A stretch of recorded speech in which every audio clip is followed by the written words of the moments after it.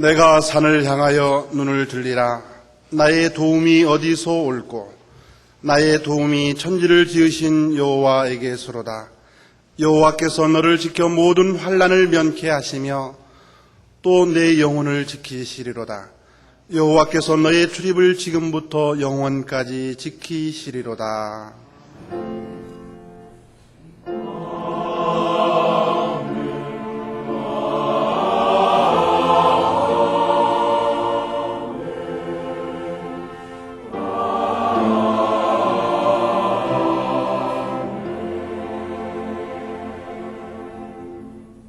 이 시간 하나님께서 우리에게 주시는 구약의 말씀은 이사야 28장 11절에서 13절입니다.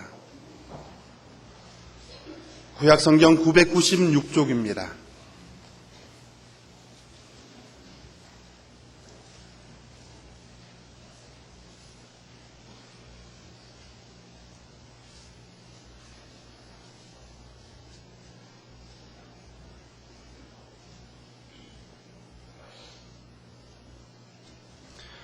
그러므로 생소한 입술과 다른 방언으로 이 백성에게 말씀하시리라.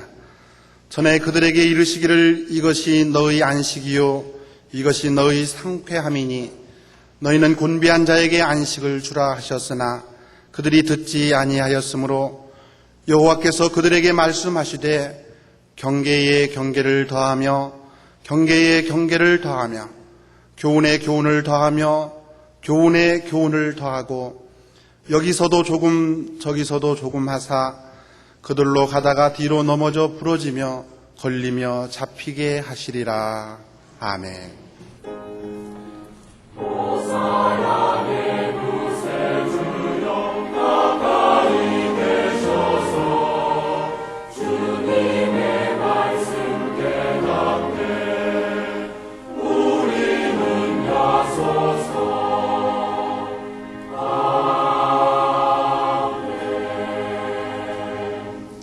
하나님께서 우리에게 주시는 신약의 말씀은 히브리서 4장 9절에서 11절입니다. 신약 성경 356쪽입니다.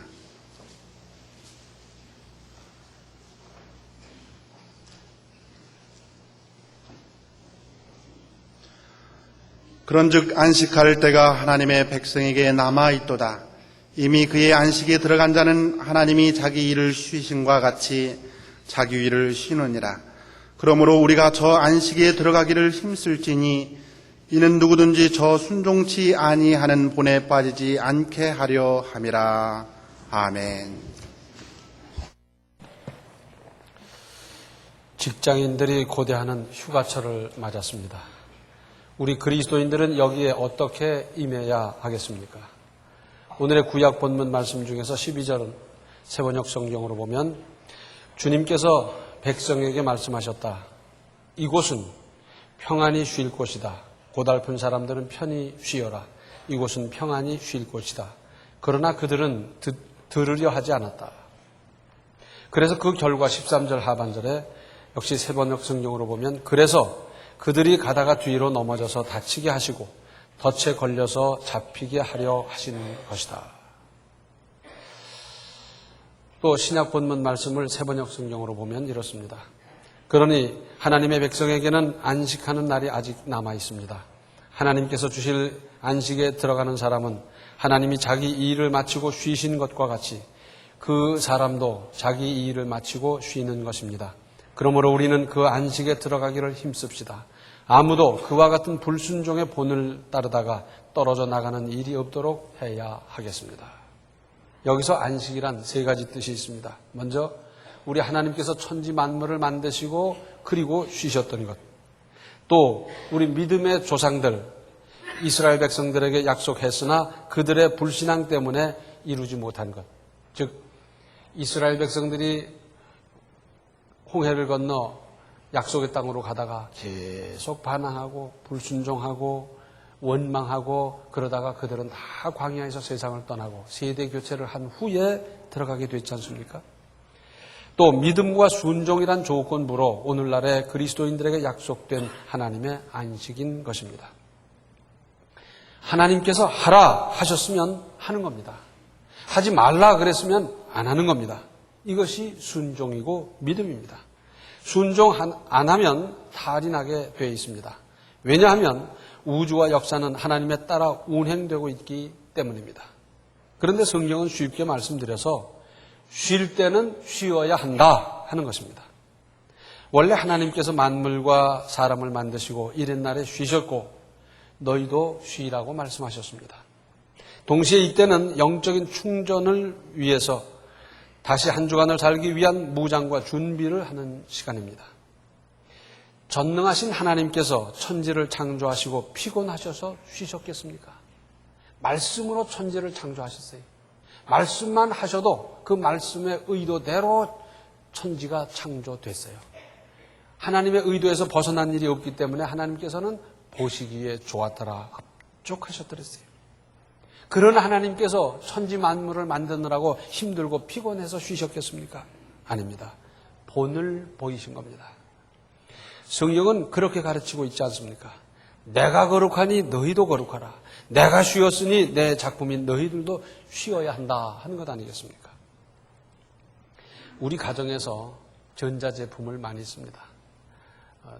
TV, 또 냉장고, 무슨 전자레인지, 가스레인지 뭐 해가면서 많이 쓰는데 그걸 사오면 제일 먼저 뭘 합니까? 그 사용 설명서를 보잖아요. 그래서 사용 설명서대로 사용하면 얼마든지 오래 쓸 수 있고 고장도 안 나고 잘 됩니다. 그런데 이건 내가 잘하는데 뭘, 그리고 사용 설명서를 읽어보지도 않고 막 이것저것 눌러대고 막 하다 보면 그날 망가뜨릴 수도 있습니다. 사람도 마찬가지입니다. 엿새 일하고 하루 쉬면서 영력을 보급받는 것이 정상이고 그래야 오래 살고 건강하고 능률이 따르고 바로 살도록 되어 있습니다. 그런데 어떻습니까? 우선의 성과를 추구하느라고 죽어라고 이러다가 죽는 경우가 있어요. 죽어라고 이러다가 죽지는 않지만 좌우간 재기불능의 상태로 가는 사람들도 얼마든지 있지 않습니까? 그랬을 때 누가 유익합니까? 본인이 유익합니까? 가족이 유익합니까? 주변, 직장, 누구에게 유익하겠습니까? 이것은 불신앙이고 죄라고 할 수 있습니다. 하나님께서 사람을 창조하시고 말씀하신 그 메커니즘을 늘 명심할 일입니다. 엿새 일하고 하루 쉬면서 충전해서 살고 그게 정상이고 그게 바르게 되는 거예요. 여기서 어긋나면 탈이 난다 그 말씀입니다.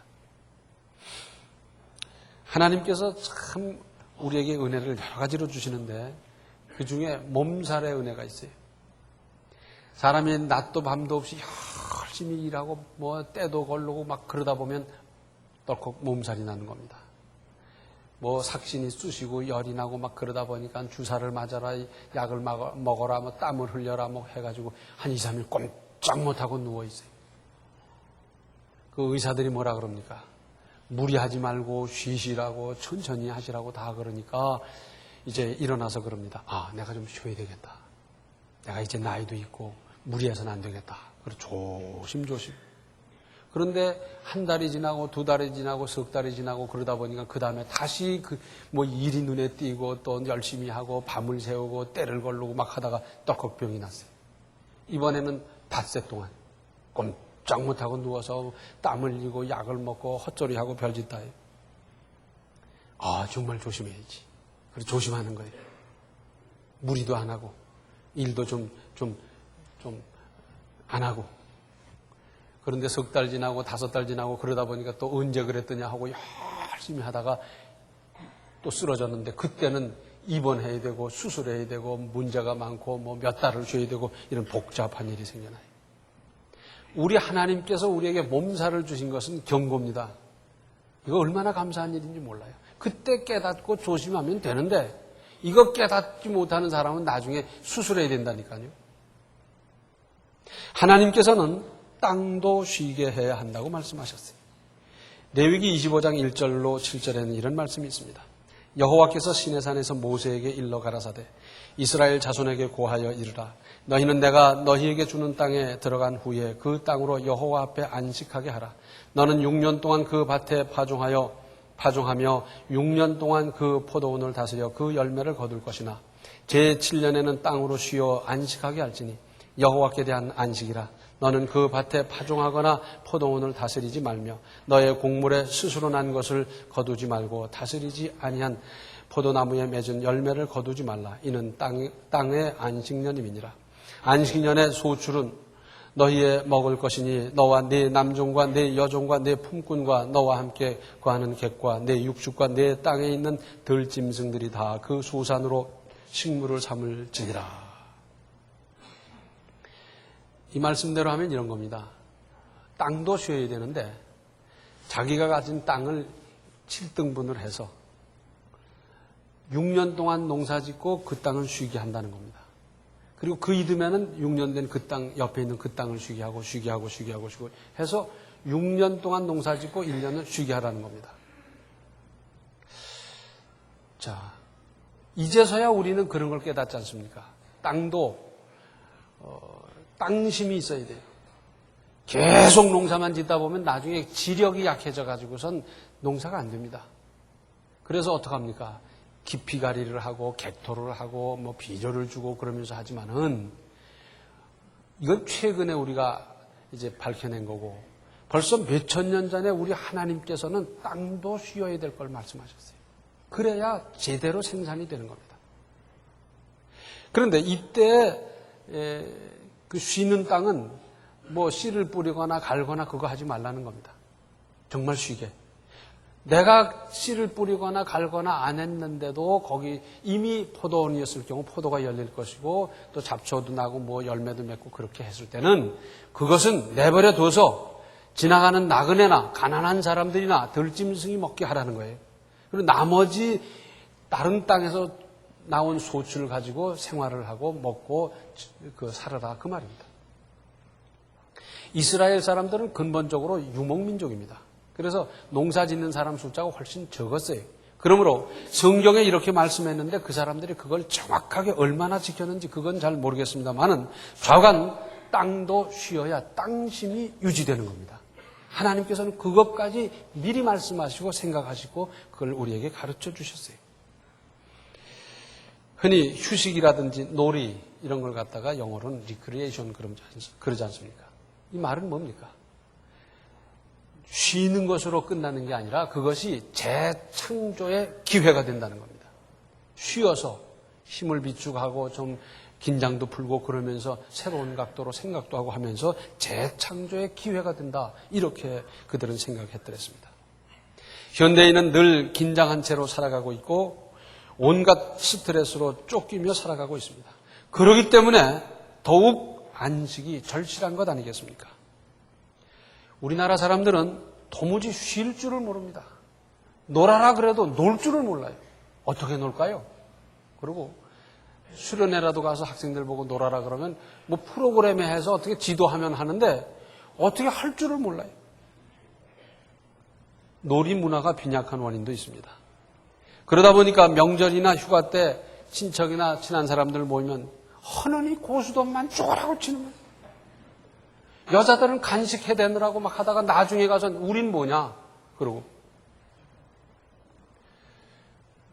군대 가서 신병 때 오락회를 한다고 그러더라고요. 그래서 이 오늘은 각자 뭐 장기도 좀 나오고 해서 아주 재밌고 참 좋겠다.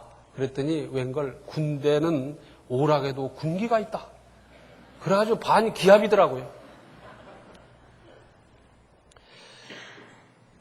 자, 이번 가령 휴가 기간 동안에 평소에 좀 읽고 싶었던 책 한 짐 지고 가서 그저 뒹굴뒹굴 하면서 그 책 한 줄 좋은 책 잘 읽고 오면 얼마나 좋겠습니까?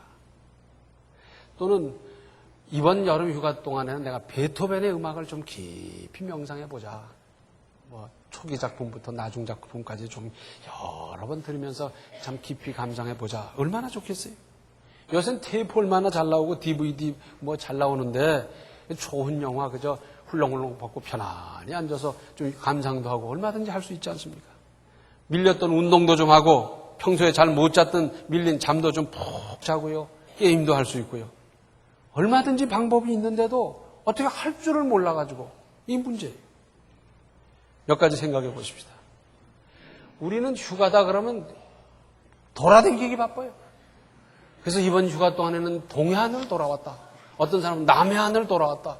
그러고 집에 와서 몸살이 나가지고 뭐야. 푸근히 좀 쉬고요. 느긋하게 긴장을 풀어보십시다. 영어에는 take it easy라고는 말이 있어요. 이거는 긴장을 풀어라는 뜻도 되고 편안하게 넉넉하게 서두르지 말고 천천히 그냥 마음 편하게 갖고 뭘 하든지 하라는 그런 말이에요. 아주 좋은 말입니다. take it easy. 좀 편안하게 느긋하게 푸근하게 좀 그렇게 쉬기를 바랍니다. 또 조용히 하늘도 보고요. 산도 보고 물도 보고 새도 보고 곤충도 밝은 달도 수많은 별들도 보면서 하나님의 창조의 솜씨가 이렇게 놀라운가 좀 감상도 좀 하시고요. 바쁘게 살다 보니까 별 본 기억이 있습니까? 어렸을 때 별 하나 나 하나 했는데 지금 별 본 지가 얼마나 된지 모르는 사람들이 얼마든지 많은데 좀 보세요. 관찰도 좀 하시고요. 거기서 시심을 가지고 시도 좀 쓰시고 얼마나 좋겠어요. 나아가서 자기 성찰을 하는 겁니다. 생각을 좀 하십시다. 여러 면으로 깊이 생각해 보십시다. 지금까지의 내 인생에 대한 회고도 해보고 지금까지 내 인생에 대한 평가와 반성도 해보고 지금까지 내 인생을 회개하기도 하고요. 그리고 앞날에 대한 설계도 할 수 있지 않습니까? 바쁘게 살다 보니까 3년 후, 5년 후, 10년 후는 별로 생각 못하고 그날을 떼어나가기 바빴던 우리들인데 이제 좀 조용히 생각하면서 3년 후, 5년 후, 10년 후, 15년 후도 좀 설계할 수 있지 않겠습니까? 또 주께서 나를 인도하시는 뜻과 손길도 깊이 생각할 일입니다. 시편 77편 12절을 보면 또 주의 모든 일을 묵상하며 주의 행사를 깊이 생각하리이다. 주님께서 나와 함께 하시고 역사하셨던 모든 것을 묵상하고 그런 모든 행사를 깊이 생각하는 것 얼마나 유익하겠습니까? 생각 안 하고 그냥 그날 지나다 보니까 그야말로 인스턴트 인생이 되고 말았지만 생각을 해보고 따져보고 우리가 회고해보면 하나님의 은혜가 얼마나 놀랍습니까? 이 하나하나를 우리가 체크해본다는 건 얼마나 가치 있는 시간이겠습니까? 그런데 이 모든 것보다 진정한 쉼은, 진정한 안식은 영적 안식입니다. 영적인 안정이요 평안이고 이 말을 바꿔 말씀드린다고 하면 하나님과의 관계를 회복하는 겁니다. 하나님과의 관계가 삐끗하고 보면 늘 불안하고 초조하고 뭔가 하나님과 나 사이에 막힌 담이 있어서 불편하기 짝이 없고 그래요. 집은 아늑하고 잠자리는 푸근한데 마음은 늘 쫓기면서 바쁘다면 무슨 의미가 있겠습니까? 마태복음 11장 28절로 30절에는 이런 말씀이 있습니다. 수고하고 무거운 짐진 자들아 다 내게로 오라. 내가 너희를 쉬게 하리라. 나는 마음이 온유하고 겸손하니 나의 멍에를 메고 내게 배우라. 그러면 너희 마음이 쉼을 얻으리니 이는 내 멍에는 쉽고 내 짐은 가벼움이라 하시니라. 무슨 말씀입니까? 진정한 쉼, 안식이라고 하는 것은 주 안에 있는 겁니다. 주 바깥에 재미난 일이 있지요. 짜릿한 것도 있지요. 그러나 그것은 영원할 수가 없고요. 울타리 안에 있을 때 보호받는 거지 울타리 밖에 나가면 보호받을 수가 없지 않습니까? 주 안에 있을 때 주님의 손길이 미치고 주님의 보호를 받는 것이지 주를 떠나고 보면 거기는 위험하고 거기는 번민이고 거기는 고민이고 거기는 문제투성이고 유혹이고 시험이고 쭉 그런 것이 많아요. 일단 주 안에 있어야 한다 하는 것이고요.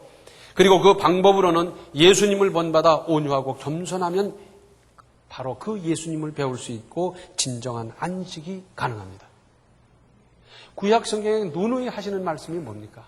목이 곧다는 거예요. 교만하다는 거예요. 그래서 하나님의 경고를, 하나님의 말씀을, 하나님의 경책을 들을 수가 없어요. 온유한 사람만, 겸손한 사람만 충고를, 경책을, 하나님의 인도하심을 받을 수가 있습니다. 그 쉼은 결단코 어렵기만 하는 것이 아니라 누구든지 가능하다는 말씀입니다. 그 주님의 온유를 겸손을 내가 어떻게 배워? 그 어려워서 못하겠다. 그러지 않습니다. 왜냐하면 믿음이면 가능하고 우리가 하나님께 구하면 하나님께서 능히 그 주님의 온유와 겸손을 배울 수 있도록 힘과 능력을 얼마든지 주실 수 있기 때문입니다. 그래서 주님을 배워가면 거기에 참 안식과 기쁨과 은혜가 있습니다. 철학자 칼 힐티는 말했습니다. 날로 휴식 공간은 늘어가고 있다는 겁니다. 별장이 얼마나 늘었습니까? 또 휴식을 위한 방법, 휴식을 위한 여러 가지 기계 이런 것 얼마나 발달됐습니까? 이런 것이 그렇게 발달되고 쉴 수 있는 방법 여러 가지가 다 점점 늘어나고 있는데도 긴장을 비롯한 정신적 질병도 함께 증가해가고 있는 현대, 이건 모순입니다. 자, 마음의 평안을 얻지 못하니까 불안하고요, 초조하고요, 그런 상태로 사업을 하니까 사업이 제대로 되겠습니까? 그런 상태로 가정이 원만하겠습니까? 그렇지를 못해요. 그래서 먼저 영이 진정한 안식이 이루어져야 한다는 이 원리에서부터 모든 것을 살펴봐야 됩니다. 주 안에 계시고 주님의 온유와 겸손을 배우면서 주님 주시는 참 쉽고 평안한 그리고 안식이 가능한 거기서부터 그 다음 계획도 인생도 가정도 제대로 될 수가 있습니다. 혹 정말 바빠서 내가 해수욕장이고 저기를 못 간다 하더라도 주 안에 있고 그리고 주님이 주시는 쉼을 얻는다고 하면 얼마든지 우리 마음은 평안할 수 있어요. 우리 자세도 평안하고 우리 자신도 생활도 마음도 얼마든지 평안할 수 있어요. 그러나 대단한 휴양지에 가서 비싼 호텔에서 여러 날을 묵고 좋은 음식을 먹으면서 쉬려고 한다 하더라도 마음의 평안이 없고 영혼의 평안이 없는데 거기서 무슨 휴식의 의미가 있겠습니까? 우리말에 바늘방석이라 그러잖아요. 방석을 최고의 비단으로 감싸고 오늘날로 말한다면 거기에 자동장치가 있어서 더울 때는 차가워지고 추울 때는 따뜻해지고 앉으면 그냥 잠이 저절로 올 만큼 푹신푹신하고 그렇게 됐다 하더라도 바늘방석이면 아무 의미가 없어요. 아무리 장치가 잘 돼 있어도 그건 불안하고 그건 초조하고 그건 안정을 얻을 수가 없는 방석 자리, 그런 말씀 아니겠어요?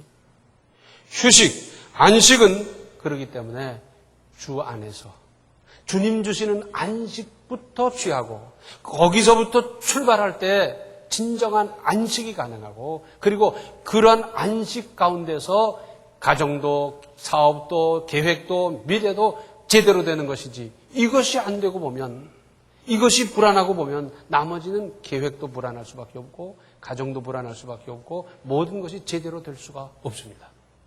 그래서 지금부터라도 내가 한 발은 밖에 있고 한 손은 밖에 있고 그렇지 않은지 잘 살펴보셔서 온전히 주님 안으로 들어올 뿐 아니라 주님께서 주시는 진정한 평안을, 진정한 안식을, 진정한 휴식을 취하는 겁니다. 내 멍에는 가볍다는 겁니다. 왜? 믿음으로 지니까. 주님과 함께 지니까. 그 멍에는 구속하기 위한 멍해가 아니라 바로 살기 위한 멍해고 주님 주시는 은혜를 받을 만한 멍해고 얼마나 좋은 멍해인지 그 주님과 함께하는 그 안식 속에서 우리의 미래는 찬란하게 빛날 수가 있는데 이런 인생을, 이런 안식을 얻으며 살아가시기를 바랍니다. 기도하시겠습니다. 은혜로우신 아버지 하나님, 저희들 뭔가 쫓기면서 바쁘게 여기까지 살아왔습니다.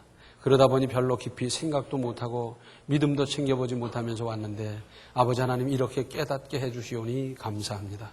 이제 깨달아사오니 저희들이 참 주 안에서 안식을, 평안을 누릴 수 있게 하여 주시고 여기서부터 우리의 안식이, 우리의 휴식이, 우리의 쉼이 시작될 수 있게 하여 주셔서 참으로 재창조되는 우리의 인생, 재창조하는 내 새로운 인격과 삶을 새롭게 건설하는 우리들의 삶이 되게 하여 주시옵소서. 예수님의 이름 받들어 간절히 기도하옵나이다. 아멘. 하나님의 질서를 따라 지켜가는 것이 바른 믿음입니다. 지금은 생명의 주 예수 그리스도의 은혜와 하나님 우리 아버지의 극진하신 사랑과 성령의 감화, 감동, 충만, 교통하심이 바른 안식을 통해서 재충전하고 재창조의 새 인생을 살아가기로 작정하는 모든 성도들 머리 위에 이제로부터 영원토록 함께 계시기를 간절히 축원하옵나이다. 아멘.